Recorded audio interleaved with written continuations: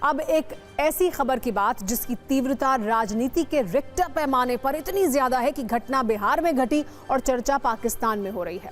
वहां के deputy PM Bihar में घटी इस घटना में पाकिस्तान के लिए वैचारिक घुसपैठ की जमीन तलाश रहे हैं, जबकि भारत में भी इस घटना पर कड़ी प्रतिक्रिया हो रही है। यहां भी कुछ राजनीतिक दल पर इस पर काफी सक्रिय हैं।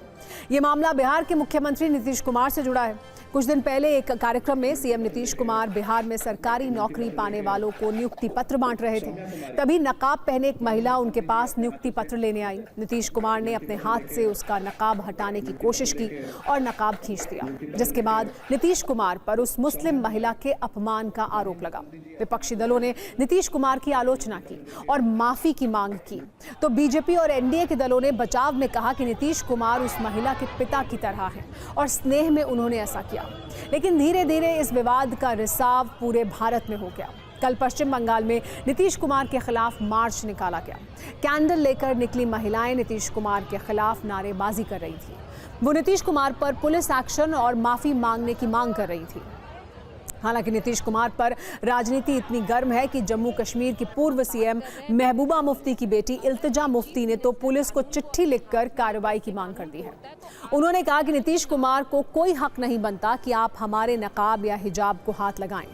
अगली बार हमारे हिजाब को हाथ लगाया तो हम मुसलमान औरतें ऐसा सबक सिखाएंगी कि जिंदगी भर भूलेंगे नहीं।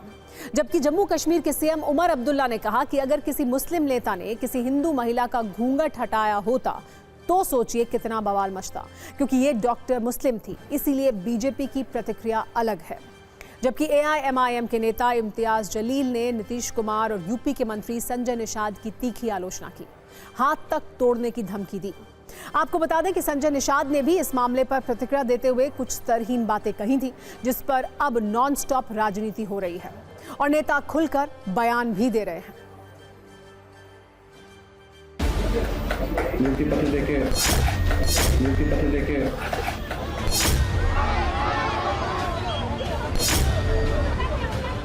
जो आप मुसलमान औरतों को आप इतना कमजोर समझते हैं, हम ही आपको सबक सिखाएंगी। अगली बार आपने हमारी माएं या बहनों का हिजाब या नकाब छुआ, you do it at your own expense. हम आपको ऐसा सबक सिखाएंगे, आपको जिंदगी भर याद रहेगा, आप भूलेंगे नहीं। नीतीश कुमार जी ने कोई गलत काम नहीं किया। माननीय मुख्यमंत्री जी अगर नियुक्ति पत्र बांट रहे थे तो कोई हिजाब के अंदर से नियुक्ति पत्र लेगा। यार, हर चीज में इस्लाम से जोड़ने की एक नई परंपरा हो गई। हरियाणा या राजस्थान में किसी हिंदू औरत की घूंघट होती और मैंने उतारा होता, क्या बीजेपी वाले यही कहते हैं? जरा एक सेकंड के लिए आप सोचिए, अगर किसी मुसलमान लीडर ने किसी हिंदू औरत का घूंघट उतारा होता तो कितना बवाल मचता। क्योंकि ये डॉक्टर मुसलमान थी तो इसलिए बीजेपी का रिएक्शन जो है अलग है।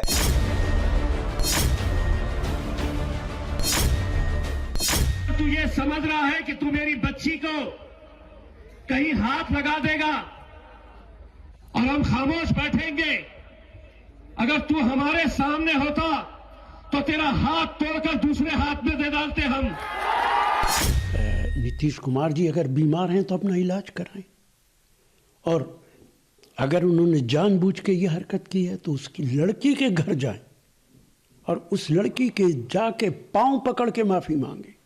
एक मुख्यमंत्री को ये किसने हक दे दिया कि वो लड़कियों के नकाब को उलट देगा?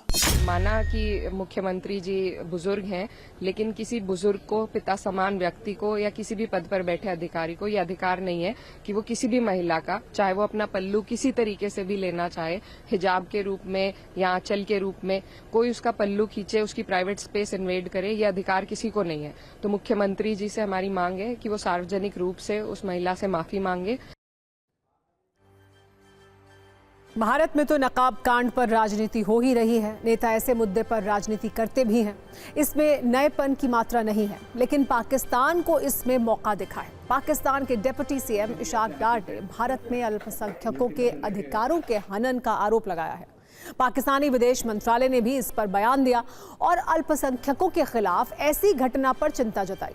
वैसे पाकिस्तान सिर्फ आलोचना ही नहीं कर रहा है, बल्कि पाकिस्तानी डॉन नीतीश कुमार से माफी मांगने या फिर अंजाम भुगतने की धमकी भी दे रहे हैं।